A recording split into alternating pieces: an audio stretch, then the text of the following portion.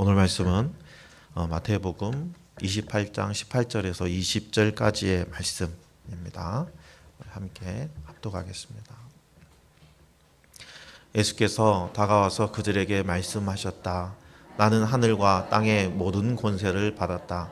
그러므로 너희는 가서 모든 민족을 제자로 삼아서 아버지와 아들과 성령의 이름으로 침례를 주고 내가 너희에게 명령한 모든 것을 그들에게 가르쳐 지키게 하여라. 보아라, 내가 세상 끝날까지 항상 너희와 함께 있을 것이다. 아멘. 찰스 셀던 목사의 저서 중에 예수님이라면 어떻게 하실까라는 책이 있어요. 이 책은 1856년에 초판이 발행된 이후에 세계 21개 언어로 번역되어서 5천만 부 이상 판매된 신앙의 고전 중에 하나죠. 찰스 셀던 목사는 변화되지 않는 그리스도인들을 보면서 안타까운 마음에 나의 처지에서 예수님이라면 어떻게 하실까? 라고 묻고 그 대답대로 살아야 한다는 것을 강조하기 위해서 이 책을 집필하게 됐어요. 어린이용으로도 이렇게 번역되어서 발간되어 가지고 우리 집 자녀들도 어릴 때 이 책을 읽었던 기억이 있습니다. 이 책의 주제인 예수님이라면 어떻게 하실까? 라는 이 질문은 교회를 찾아왔다가 혼절한 한 실직자의 이야기로 시작됩니다. 제1교회를 담당하던 맥스웰 목사님 집에서 한 실직자를 만나게 돼요. 실직자가 이 맥스웰 목사님 집을 찾아오죠. 근데 이 맥스웰 목사님 한참 설교를 준비하는 중이어서 마음이 분주할 때예요. 소인종을 누르니까 또 옥탑에서 조용한 곳에서 설교 준비를 하다가 내려가서 만나보니까 실직한 사람인 거죠. 그래서 격려를 해주고 간단하게 격려해주고 되돌려 보냈습니다. 그리고 며칠이 지나서 주일날이 됐는데 그 실직자가 회중 제일 뒤쪽에 있는 듯 없는 듯 자리하고 있다가 예배가 마쳐달 쯤 이제 목사님의 축도를 앞둔 시간에 일어나서 나오면서 이야기를 하기 시작하는 거예요. 그리고 그 이야기를 끝마치면서 강대상 앞에서 혼절해서 며칠 있다가 소천하게 되죠.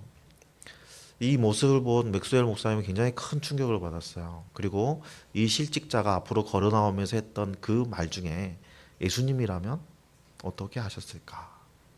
라는 그 질문을 되뇌이면서 그 질문에 대한 답을 찾아가는 과정에서 이 책의 이야기가 시작되고 있어요. 여러분, 이 책에서 주장하는 것처럼 우리가 하나님의 뜻대로 살아가기 위해서 예수님이라면 어떻게 하실까 하는 질문을 던지고 그 답을 찾아가는 것은 굉장히 중요한 삶의 한 부분이 될 수 있죠. 하지만 거기에는 함정이 있어요. 자칫하면 예수님이 어떻게 하실지에 대한 판단과 결정의 주체가 내가 된다는 거예요. 나의 가치관과 나의 기준으로 하나님은 이렇게 하실 것이야 라고 미리 판단하고 내가 행하는 모든 일들에 대해서 합리화하는 기준이 된다는 거예요. 내 행동에 대한 핑계로 삼을 수 있다는 거죠. 그러므로 결정을 내리는 것은 내가 주체가 되지 않고 내 안에 역사하시는 성령님이 주체가 되어야겠죠.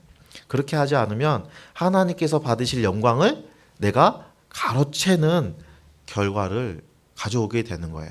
이러한 일이 발생되지 않게 하려면 우리는 어떻게 해야 되나요? 하나님의 음성에 귀를 기울이는 삶을 살아야 돼요. 성령님보다 절대 앞서가지 말아야 돼요. 그런데 문제가 있어요. 우리가 살면서 우리가 영적으로 너무 우둔해가지고 성령님이 내게 끊임없이 말씀하시는데도 불구하고 내가 그 음성을 듣지 못할 때가 너무나 많다는 거예요. 왜 듣지 못한다고 했죠? 우리 안에 내가 너무 많아요. 우리 안에 욕심이 너무 많아요. 내 안에서 울부짖는 나의 욕망의 소리가 너무 크다 보니까 성령님께서 내 안에서 말씀하시는 소리를 들을 수가 없는 거예요. 내 안에 선한 일을 하고 싶은 마음이 들었을 때 그리고 평상시에 나답지 않은 일을 하고 싶다는 생각이 들 때 그 마음을 우리는 이거 성령님이 주시는 생각이야 라고 속단하지 말아야 돼요. 왜냐하면 그것조차도 내 마음속에서 내 욕망이 이야기하는 것일 수 있거든요. 우리는 하나님께서 내게 하시는 말씀을 드리려고 기도할 때도요, 이미 답이 정해져 있어요. 나는 이거 하고 싶어요. 하나님, 해도 되죠? 라고 기도하는 경우가 많이 있어요. 제가 강주에 내려오겠다고 결정할 때도 그랬습니다. 제가 강주로 내려오는 것을 기정사실화하고 하나님께서 순적한 길을 허락하신다면 내가 강주로 내려가라고 허락하시는 걸로 알겠습니다 라고 한 일주일 이상 기도를 했어요. 그랬는데 그동안 그렇게 정리하려고 해도 정리가 안 됐던 가게도 갑자기 순식간에 해결이 되고 아파트도 순식간에 팔리고 뭐 한 달도 안 되는 사이에 모든 일이 순식간에 진행이 된 거예요. 그래서 저는 어떻게 생각했을까요? 그래, 하나님께서 나를 강주로 보내시는구나. 하나님 뜻으로 알고 강주로 내렸단 말이에요. 순적했을까요? 아시죠? 네. 근데 지금 돌이켜 생각해 보니까 있잖아요. 제가 하나님께 기도하는 게 틀렸어요. 저는 강주에 내려오겠다고 이미 결정해 놓고 하나님께 기도한 거였어요. 저는 하나님이 나에게 무엇을 원하시는 것을 물었어야 했어요. 하나님 나를 통해서 하나님이 소원을 이루시길 원하실 텐데 하나님이 나를 통해서 하나님의 일을 어떤 것을 하시기 원하십니까? 이걸 물었어야 되는 거예요. 그렇게 하기 위해서는 내 안에서 역사하시는 성령님의 음성에 매우 민감하게 반응했어야 했죠. 여러분, 성령님의 음성을 구별하는 그 삶을 통해서 하나님이 내게 원하시는 사역이 무엇인지 분별하고 하나님이 원하시고 이루시고 싶어하는 그 사역을 이루어가는 것을 통해서 우리는 하나님께 영광 돌리는 삶을 살아갈 수 있어요. 어떻게 하면 하나님께서 원하시는 그 소원을 내가 분별하고 그 일을 할 수 있을까요? 오늘 본문이 그 얘기를 하고 있어요. 오늘 본문을 통해서 우리는 예수님의 모범과 예수님께서 우리에게 주신 사명을 통해서 우리 각 사람이 삶의 자리에서 어떻게 하면 하나님께 영광 돌리는 삶을 살아갈 수 있을 것인가에 대한 답을 찾으시기를 예수님의 이름으로 축복합니다. 지난주까지는 우리는 예수님께서 베드로를 교회의 기초로 삼아서 주님의 몸된 교회를 세우셨고 주님은 교회에 메고 푸는 권세를 주셔서 죽음의 문들을 깨부시는 권세를 우리에게 주셨다라는 말씀을 나누었어요. 세상은 사람의 생각과 손으로 가공된 수많은 그리스도를 섬기지만 우리는 교회의 머리 되시는 예수님만을 그리스도로 섬깁니다. 그래서 우리는 세상이 알지 못하는 하나님의 지혜로 내가 만난 예수님을 자랑하는 복음적인 삶을 살아갈 수 있어요. 이러한 삶을 통해서 모든 민족이 구원에 이르기를 원하시는 하나님의 소원을 이루어갈 수 있다라고 우리가 결단하고 그렇게 하기로 소원했죠. 오늘은 주님께서 우리에게 주신 그 지상 대명령을 중심으로 하나님께 영광 돌리는 교회가 되려면 우리는 어떻게 살아야 되는가에 대해서 중점을 두고 말씀을 살펴보려고 해요. 하나님께서는 우리를 구원하시기 위해서 이 땅에 독생자를 보내셨어요. 하나님의 뜻에 따라 육신의 옷을 입고 이 땅에 오신 성자 하나님께서는 이스라엘 장로들과 제사장들에게 고난을 받고 이방인의 손에 넘겨져서 십자가를 지시고 십자가에 달려 죽으셨어요. 여기까지만 보면 이 땅에서의 그리스도의 사역은 실패한 사역이에요. 하지만 하나님의 그 역설의 힘이 여기에 숨겨져 있는 거예요. 오늘 보면 18절에 보면 뭐라고 하시죠? 나는 하늘과 땅의 모든 권세를 받았다라고 말씀하세요. 십자가에 죽으신 예수님, 모든 것이 다 수포로 돌아간 것처럼 보였지만 십자가의 죽음을 통해서 하늘과 땅의 모든 권세를 주님이 받으셨다고 해요. 사탄 마귀가 예수님을 시험할 때 세 번째 시험이 뭐였죠? 내가 보는 세계 모든 만국을 다스리는 권세를 내가 너희에게 주겠다라고 유혹했잖아요. 그런데 예수님은 그걸 거부하고 하나님의 계획대로 순종하심으로 인해서 그것과는 비교가 될 수 없이 모든 땅과 모든 하늘을 다스리시는 권세를 받으신 거예요. 부활하신 주님께서 온 땅과 온 하늘을 통치하실 그 모든 권세, 그 통치권을 가지고 계십니다. 모든 통치권을 받으셨다는 것은요, 우리의 영적인, 우리의 육적인, 우리의 심적인 그 모든 부분의 통치권이 누구에게 있다는 거예요? 예수님께 있다는 거예요. 따라서 나라를 일으키는 권세도 예수님께 있고, 나라를 무너뜨리는 권세도 예수님께 있고, 병을 고치는 권세도 예수님께 있다는 거예요. 예수님께서는 하늘과 땅의 모든 권세를 받으심으로 인해서 하나님의 영광을 드러내셨어요. 사실 예수님께서는요, 십자가를 지시는 것으로도 이미 하나님의 영광을 충분히 드러내신 분이에요. 요한복음 말씀해 보면 유다가 나간 뒤에 예수님께서 말씀하셨다. 이제는 인자가 영광을 받았고 하나님께서도 인자로 말미암아 영광을 받으셨다. 신약 성경에서 예수님께서 영광을 받으셨다라고 하시는 말씀은 대부분은 예수님의 죽음과 연관되어 있어요. 그래서 인자가 영광을 받을 때가 왔다 하는 것은 예수님의 죽음이 가까이 왔다라는 의미예요. 예수님께서 아들을 영화롭게 해달라고 하나님께 기도한 것은 내가 하나님의 뜻대로 죽음을 맞이하게 해달라고 기도하시는 거예요. 예수님은 자신의 죽음을 통해서 하나님께 영광 올려드리기를 기도하고 있으셨죠.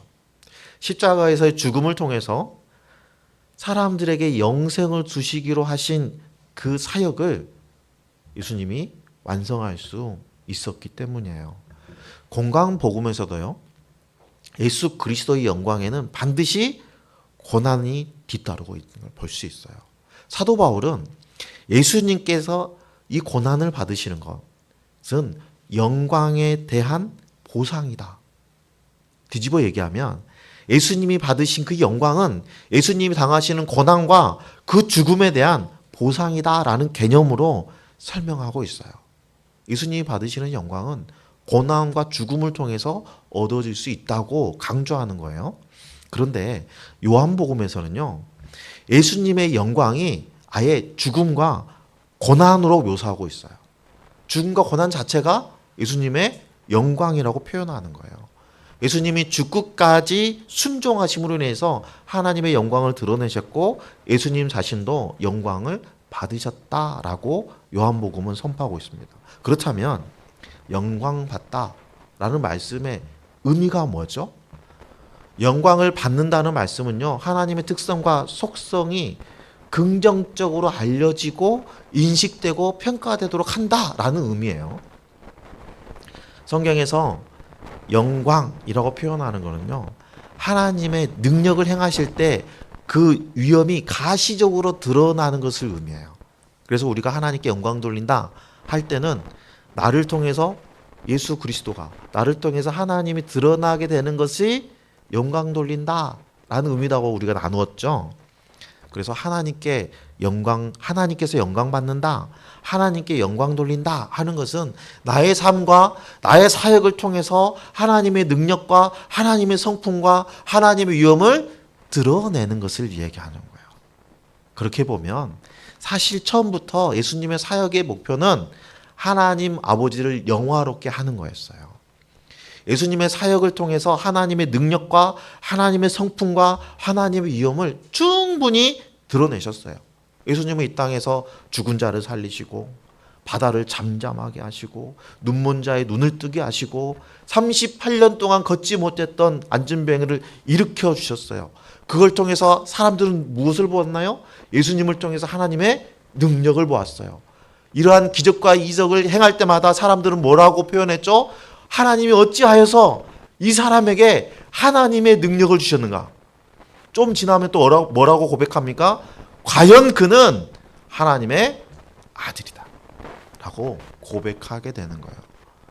예수님의 사역을 통해서 사람들은 누구를 보고 있어요? 하나님을 보고 있는 거예요. 그게 하나님과의 영광 돌리는 삶이에요. 그러한 삶을 사셨던 예수님께서는 지금 그 사역을 제자들에게 전수해 주셨고 그 사역은 지금 교회에 이어지고 있습니다. 요한복음 17장에 보면 나는 아버지께서 내게 주신 영광을 그들에게 주었습니다. 그것은 우리가 하나인 것과 같이 그들도 하나가 되게 하려는 것입니다. 아멘. 하나님께서 예수님께 주셨던 영광을 제자들에게 주셨대요. 예수님께서 사람들에게 영생을 주시는 사역을 통해서 하나님께 영광 되었던 그 삶을 누구에게 주셨다고요? 제자들에게, 지금 교회에게 주셨다는 거예요. 따라서 우리는 예수님이 받으셨던 고난과 죽음의 길도 함께 받은 거예요. 주님의 뒤를 뒤따르는 제자들은 그리스도의 고난의 기쁨으로 참여함으로 인해서 하나님의 영광을 드러낼 수 있게 된 거예요. 그렇다면 좀 더 구체적으로 한번 살펴보겠습니다. 하나님께서, 오늘 말씀은 하나님께 우리가 어떻게 해야 영광을 돌릴 수 있는가, 우리가 어떻게 살아야 하나님은 우리를 통해서 영광 받으실 수 있는가에 대해서 말씀하시는데요. 첫 번째는 우리의 삶과 사역을 통해서 하나님 영광 받으세요. 요한복음 17장에 보면 나는 아버지께서 내게 하라고 맡기신 일을 완성하여 땅에서 아버지께 영광을 돌렸습니다 라고 말씀하세요. 하나님께서 예수님께서 맡기신 일이 뭐였죠? 예수님은 이 일을 위해서 이 땅에 오셨고 마지막에 십자가에서 다 이루었다 하고 말씀하셨어요. 이 말씀을 통해 볼 때 예수님의 사역은 뭐예요? 예수님께 맡겨주신 사역은 사람들에게 영생을 주시기 위한 사역이었다는 거예요. 예수님께서 사람에게 영생을 주시는 사역을 통해서 하나님께 영광을 돌리셨다는 거예요. 그렇다면 하나님이 교회에 맡겨주신 사명은 뭐죠? 예수님이 십자가에서 말씀하신 것과 같아요. 바로 영혼 구원하여 주님의 몸된 교회를 세우는 거예요. 이 일을 하기 위해서 먼저 우리가 해야 되는 것이 복음이 필요한 곳에 우리가 가는 거였죠. 주님께서 성육신 하셔서 낮고 천한 이곳으로 오신 것처럼 성도들은 생명이 필요한 그 자리에 찾아가야 되는 거예요. 그리고 그곳에서 모든 민족을 제자 삼아 아버지와 아들과 성령의 이름으로 침례를 베풀고 그들이 예수님이 명령하신 모든 것을 지켜 행할 수 있도록 가르쳐야 되는 거예요. 우리가 이런 일을 할 수 있을까? 과연 가능할까? 하지만 걱정하지 않아도 돼요. 하늘과 땅의 모든 권세를 가지신 주님께서 지금 이 순간에도 우리와 함께 가시고 세상 끝날까지 우리와 함께 하신다고 약속해 주셨기 때문이에요. 마가복음에 보면 믿는 사람들에게 이런 표징이 따를 것인데 곧 그들은 내 이름으로 귀신을 쫓아내며 새 방언으로 말하며 손으로 뱀을 집어들며 독약을 마실지라도 절대로 해를 입지 않으며 아픈 사람들에게 손을 얹으면 나을 것이다. 아멘. 예수님께서는 우리에게 사명을 주시면서 사명을 감당할 수 있는 권세도 같이 주셨어요. 이 땅에서 배고프는 권세를 주셨어요. 마귀를 추방시킬 수 있는 권세를 주셨어요. 그런데 이렇게 큰 권세를 받았는데 왜 우리는 그 권세를 누리지 못하고 있을까요? 훈련되지 않았기 때문에, 사용해 보지 않았기 때문에요. 우리의 훈련 수준을 알아보려면 그러면 어떻게 해야 될까요? 우리의 열매를 보고 알 수 있어요. 요한복음 15장에 보면요, 너희가 열매를 많이 맺어서 내 제자가 되면 이것으로 내 아버지께서 영광을 받으실 것이다 라고 말씀하세요. 예수님이 말씀하시는 열매는요, 사람들에게 영생을 주시기 위한 사역의 결과로 얻어지는 거예요. 성경에서는 이러한 사역을 착한 행실, 선한 행동으로 표현합니다. 마태복음 15장 16절을 보면, 5장 16절을 보면, 다음 이같이 너희 빛이 사람 앞에 비치게 하여 그들로 너희 착한 행실을 보고 하늘에 계시는 너희 아버지께 영광을 돌리게 하라. 이렇게 말씀하시죠. 여기서 말하는 착한 행실은 우리에게 비춰진 그 생명의 빛을 사람에게 비추어 주는 것을 얘기해요. 착한 행실은 우리의 삶과 우리의 행동을 통해서 하나님의 능력과 성품과 위엄을 드러내주고 모든 영혼을 살리시는 하나님의 계획을 증명하는 삶을 살아가는 것을 의미하는 거예요. 이렇게 하나님을 우리의 삶으로 증명하는 중에 하나님께서는 우리를 통해서 영광 받으시고 이 땅에 있는 모든 곳에서 하나님의 통치가 이루어지게 하시는 겁니다. 구원받은 성도들은 자신의 삶과 행동을 통해서 하나님의 능력과 성품과 위엄을 드러내고 모든 영혼을 살리는 하나님의 계획을 우리의 삶으로 증명하는 증인으로서의 삶을 살아가는 거예요. 하나님은 우리에게 어떻게 영광을 받으실까요? 두 번째는요, 하나님께서는 성도들의 기도의 삶을 통해서 영광을 받으십니다. 제자들이 예수 그리스도의 이름으로 기도할 때 하나님께서는 그 일을 시행하심으로 인해서 영광을 받으세요.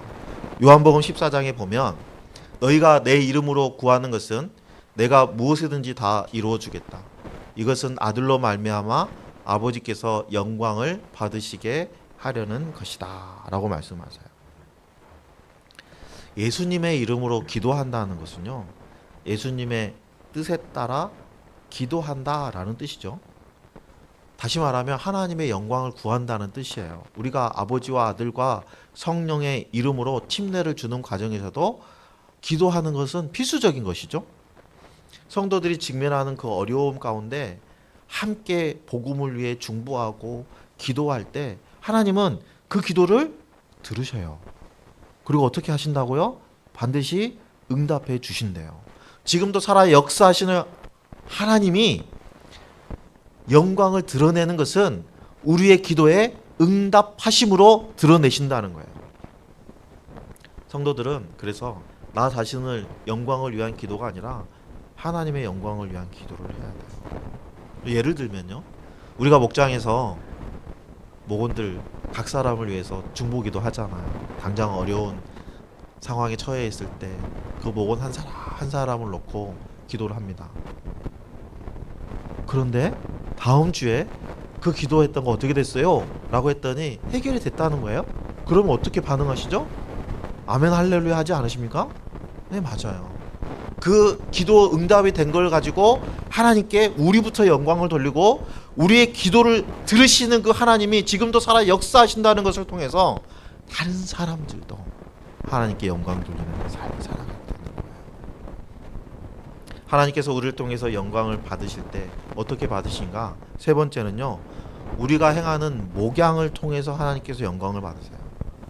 베드로는 생명을 다해 주님께 맡기신 양들을 돌봄으로 인해서 하나님을 영화롭게 하셨어요. 요한복음에 보면요, 내가 진정으로 내게 말한다. 내가 젊어서는 스스로 띠를 띠고 내가 가고 싶은 곳을 다녔으나 내가 늙어서는 남들이 내 팔을 벌릴 것이고 너를 묶어서 내가 바라지 않는 곳으로 너를 끌고 갈 것이다. 19절.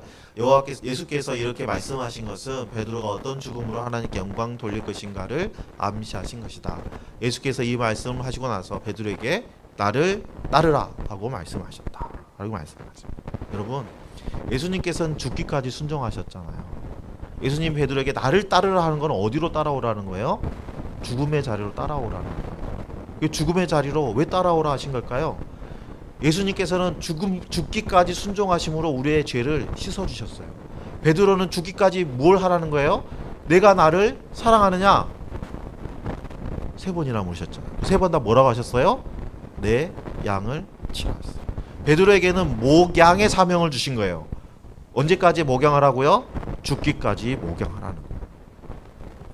죽임 당하기까지 예수님이 주신 그 양들을 돌보는 목양에 충실함으로 인해서 하나님께 영광 돌릴 수 있다는 거예요. 우리나라 교회는 대부분 목양이라고 하잖아요. 그럼 목회자가 하는 거라고 생각합니다. 그래서 목회자가 일하는 사무실을 뭐라고 붙여놔요? 목양실이라고 붙여놓죠. 저희 할아버지가 생전에 강조하신 것 중에 하나가 사역자는 목회자를 의미하는 게 아니다. 사역자는 성도들이다. 이렇게 말씀하셨어요. 성도 모두가 사역자라는 거예요. 사역자는 목회자만 지칭한 게 아니라 그랬어요. 그리고 목회자의 전유물이 아닌 이 목양의 권리는 성도가 누려야 될 마땅한 권리라고 말씀하셨어요. 그래서 할아버지의 이 주장은 당시 고신이셨잖아요. 고신 교단에서는 아주 큰 충격을 주셨죠. 그런데 여러분, 침례교에서는 이러한 주장은 충격적인 것이 아닙니다. 믿음의 고백을 가진 신자들이 교회를 이루죠. 그래서 교회를 신자의 교회라고 합니다. 각 성도가 성령님과 교통하는 지체들이에요. 성도 개인이 각 사람이 목양할 수 있는 자격을 갖추고 있다는 거예요. 왜냐하면 성령님이 함께 하시니까. 그래서 우리 교단은요, 일반 성도라도 성령님의 감동을 받은 말씀이 있다면 강단에 올라와서 말씀을 증거할 수 있어요. 여러분 중에서도 목사님, 제가 지난 밤에 성령님께서 내게 주신 감동이 있어서 증언하고 싶습니다. 강단에 올라오시면 되는 거예요. 여러분, 성령님의 역사는 가려서 오시는 게 아니에요. 예수 그리스도를 나의 구원자로, 나의 주인으로 영접한 그 모든 사람들에게는 성령님이 임하십니다. 그 성령님이 감동을 주시는 모든 사람은 목양할 수 있는 거예요. 그래서 우리 교회에서 사무 처리할 때 최소한 2주 전에 게시판에 공고하고 뭐라고 강조하죠? 여러분의 의견을 말씀하지 마시고 여러분에게 주신 성령님의 감동을 말씀하세요 라고 표현하잖아요. 그렇죠? 우리는 모두 성령께 감동받은 성도들입니다. 동의를 안 하시나요? 성도들에게 목양을 강조하는 이유는요, 목양하는 성도들이 은혜를 많이 받기 때문이에요. 우리가 상식적으로 생각해 봅시다. 영혼 구원을 위해서 열심히 일하는 사람과 사역하는 사람과 나 혼자 신앙생활하기 급급한 사람이 나중에 하나님의 부르심을 받아서 하나님 앞에 섰어요. 그러면 영혼 구원에 힘썼던 사람과 나 혼자 편하게 신앙생활했던 사람, 누가 더 상급이 클까요? 그렇죠? 당연하죠. 여러분, 하나님께서는 우리 안에 하고 싶은 마음도 주시고 그 일을 할 수 있는 능력도 주셔요. 그렇다면 우리가 한 생명을 구원하기 위해서 헌신하면 그 성도에게 하나님의 능력을 주실까요? 안 주실까요? 주시겠죠. 자, 나 혼자 편하게 신앙생활을 하는 사람과 한 영혼이라도 구원하기 위해서 애쓰는 사람, 둘 중에 하나님 누구에게 능력을 더 많이 주실까요? 아무렇죠. 사역을 열심히 하는 분에게 능력을 주시겠죠. 여러분, 능력이 많이 행하는 곳에 은혜도 많이 역사하는 겁니다. 목양을 하다가 하나님 앞에 선 성도는 우리가 상상할 수 없을 만큼의 큰 상급을 받게 될 거예요. 목양의 헌신으로 잃어버린 영혼을 하나님께 돌아오게 했을 때 하늘에서는 잔치가 벌어집니다. 누가복음 15장에 보면 이와 같이 하늘에서는 회개할 필요가 없는 의인 99보다 회개하는 죄인 한 사람을 두고 더 기뻐할 것이다 라고 말씀하시잖아요. 여러분, 주변에 저 사람은 죽었다 깨어나도 예수님 안 믿을 것 같아, 그런 사람들 있잖아요. 근데 그 사람이 예수님 믿고 돌아온다니까요. 우리 힘으로 돼요?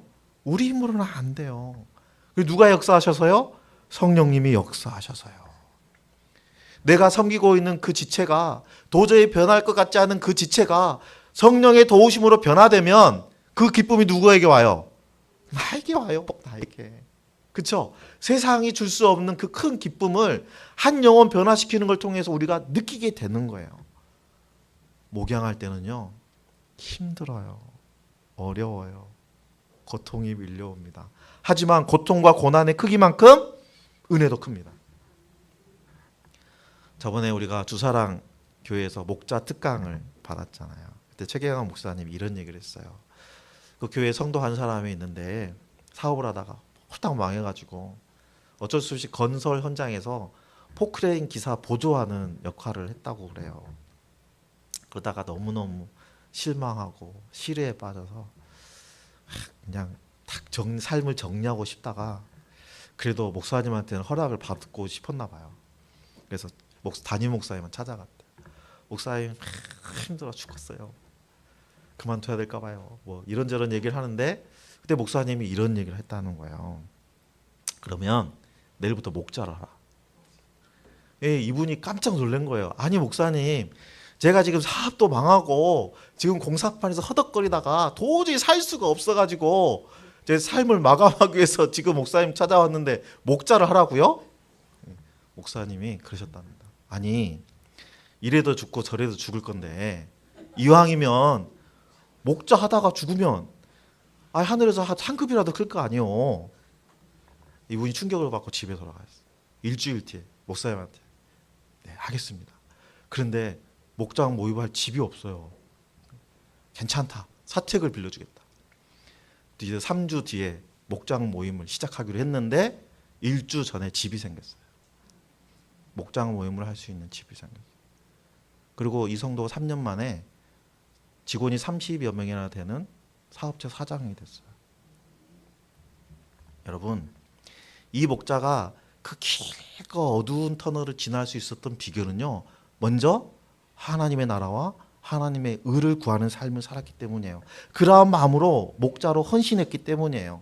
예수님께서도 공생애 동안에 목자 없이 방황하는 백성들을 어떻게 보셨다고요? 긍휼히 보셨어요. 애끓는 마음으로 보셨어요. 그리고 그들을 죽기까지 목양하심으로 하나님께 영광 올려드렸습니다. 우리가 목양에 헌신을 하는 것은 믿음의 지체를 세우기 위한 일이기도 하지만 사실은 내가 사는 길이에요. 우리가 하나님께 영광 돌리는 삶을 살기 위해서 정말 주의해야 될 점이 하나 있어요. 그거는 영광에 대해서 분별할 수 있어야 된다는 거예요. 영광은요, 하나님께로부터 오는 영광도 있지만 사람으로부터 오는 영광도 있어요. 유대인들은 사람으로부터 오는 영광에 관심이 많았어요. 그래서 요한복음에 보면요, 너희는 서로 영광을 주고 받으면서 오직 한 분이신 하나님께서 주시는 영광은 구하지 않으니 어떻게 믿을 수 있겠느냐 하고 책망하십니다. 유대 사람들은 사람들의 칭찬과 인정에 목말라 있었어요. 바리새인들은 그래서 기도할 때는 사거리 큰 길에 나가서 하늘을 바라보고 두 손 높게 들고 큰 소리로 기도했단 말이죠. 어떤 기도를 받으셨다고요? 큰 소리로 기도하는 기도를 받으셨어요? 구석에서 주여 저는 죄인입니다 하는 세리의 기도를 받으셨어요? 그렇죠. 맞습니다. 하나님께 인정받는 기도를 해야 되는 거예요. 마태복음 6장에 보면 너희는 기도할 때 위선자들처럼 하지 말아라. 그들은 사람에게 보이려고 회당과 큰 길 모퉁이에 서서 기도하기를 좋아한다. 내가 진정으로 너에게 말한다. 그들은 자기네 상을 이미 다 받았다. 여러분, 유대 사람들이 사람의 영광을 추구하는 거는요, 자기의 영광을 드러내고 싶은 욕구 때문이에요. 하나님의 영광보다는 사람의 영광을 더 사랑하는 사람은 하나님의 나라에 들어갈 수 없어요. 예수님은 이 땅에 살아가시면서 사람의 영광은 관심이 없으셨어요. 오직 하나님의 영광에만 집중하셨어요. 하나님의 인정만을 바라보시면서 사명자의 길을 가셨어요. 유대인들은 자기의 영광을 드러내는데 초점을 맞추고 살았지만 예수님은 하나님의 영광을 드러내는데 초점을 맞추시고 살으셨어요. 요한복음 7장에 보면 자기 마음대로 말하는 사람은 자기의 영광을 구하지만 자기를 보내신 분의 영광을 구하는 사람은 진실하고 그 안에는 불의가 없다라고 말씀하세요. 예수님은 하나님을 영화롭게 하는 삶을 사심으로 하나님께 인정받으셨어요. 하나님께 인정받는 사역을 하신 예수님은 특히 사람에게 영생을 주시는 사역에 집중하셨어요. 사람들의 죄를 용서해 주시고 사망의 그늘에서 건져내기 위해서 그 사역에 힘쓰셨죠. 일어나 걸어가라 하는 말과 내 죄사함을 받았느니라 하는 말 중에 어느 것이 더 쉬운 말이냐 물어보신 그 예수님, 그분은 한 영혼 구원하기 위해서 그렇게 애쓰셨어요. 우리도 사람들의 죄 용서의 그 복음을 전하고 그들의 영생의 길로 인도해서 하나님을 기쁘시게 하는 삶, 하나님께 인정받는 삶을 살아야 돼요. 사람들의 구원을 위한 하나님의 계획에 맞게 오늘 내 삶의 자리에서 이런저런 모습으로 영생의 복음을 전할 때 하나님 우리에게 능력을 더하여 주시고 하나님이 영광 받으십니다. 우리의 헌신을 방해하는 세력은 반드시 있어요. 그러나 여러분 걱정하지 마세요. 하늘과 땅의 모든 권세를 가지신 예수님이 우리와 함께 하십니다. 이 임마누엘은 약속은요, 지금도 계속되고 있고 앞으로도 영원토록 계속될 거예요. 이 임마누엘 약속은요, 두세 사람이 내 이름으로 모인 곳에는 나도 그들 중에 있느니라 하신 이 약속과 더불어 지금도 우리와 함께 하심으로 성취되고 있어요. 마태복음은요, 임마누엘로 시작해서 임마누엘로 끝나는 복음서입니다. 구약에서도 수없이 반복해서 임마누엘을 강조하고 있어요. 주님이 우리와 함께 하시기 때문에 우리는 어떠한 어려움이 와도 낙심하지 않고 최선을 다해서 앞으로 나아갈 수 있는 거예요. 예수님께서 나와 함께 하심을 믿고 하나님께 영광 돌리는 성도의 삶을 살기를 소망합니다.